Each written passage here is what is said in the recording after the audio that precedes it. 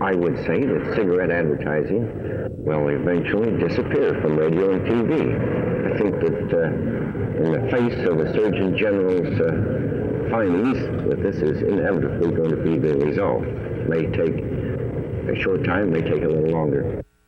Does it seem unfair to put restrictions on the broadcasting industry that are not on their competition for advertising? Oh, I think it does appear to be a discrimination, but this is one that Congress might very well correct. This question came up in the discussion there, and I explained to the members of the committee, as I've attempted here, that our jurisdiction runs to TV and radio, and if the product is injurious to health, if it has health consequences as serious as the Surgeon General says, how can we find in the public interest? So I would say public health as affected by radio broadcasting has to be the prime consideration, even though there might be a discrimination.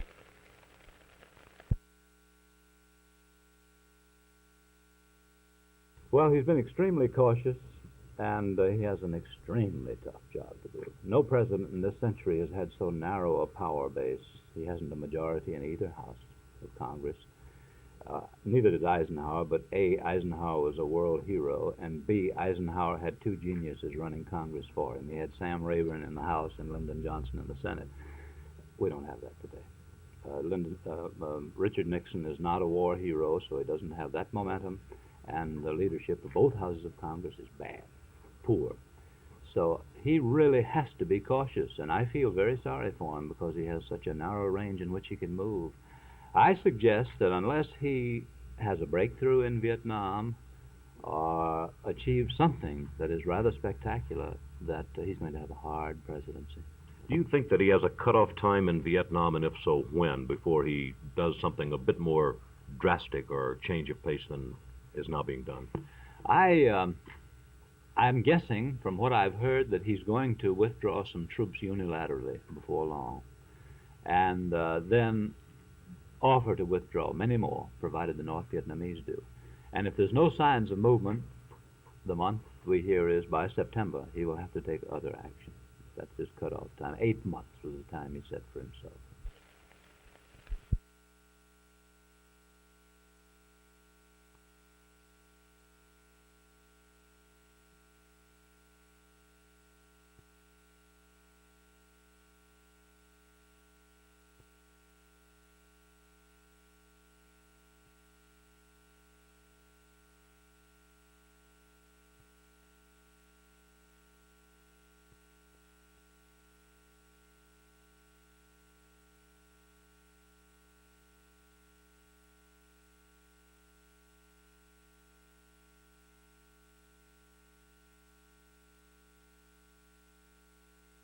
In 1965, we put up our first commercial communication satellite over the Atlantic Ocean, capable of handling 240 simultaneous telephone calls or live television across the Atlantic for the first time.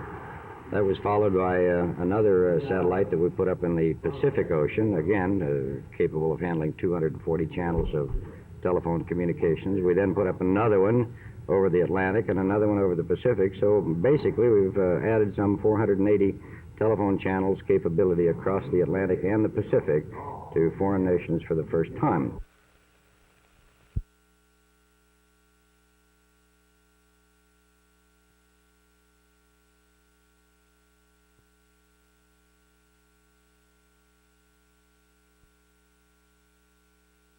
We were instructed by the prophets in the day and time of Gordon Ackley and Bob McNamara that we should not be completely subservient on the Department of Defense, and thus you should go out and diversify.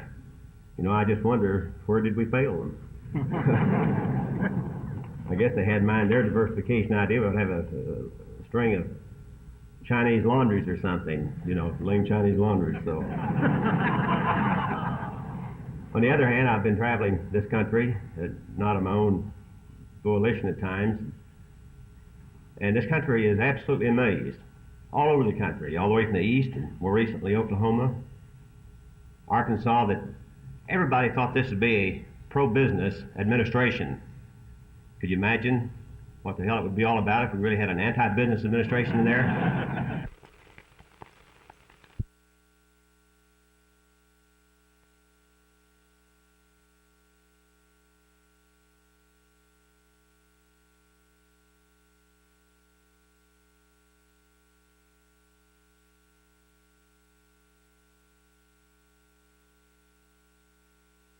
I think that student unrest is reaching an extreme position now, like a pendulum that swung out too far. I think it's going to swing back now, and the Cornell thing may swing it back.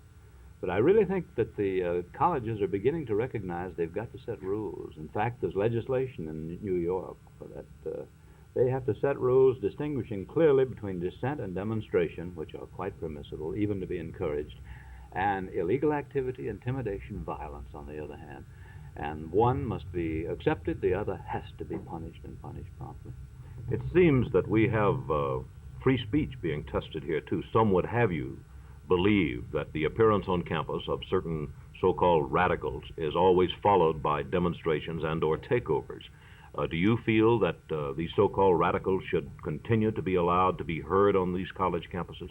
Frankly, I do, yes. I think radicals belong in college. I think if you're not nutty when you're in college, you can't be nutty anytime. So let's have them. But the thing is, when it goes beyond just a few radicals talking into action and intimidation and violence and carrying weapons, I think that the exercise of law must be prompt and immediate and clear. Then I think it'll stop.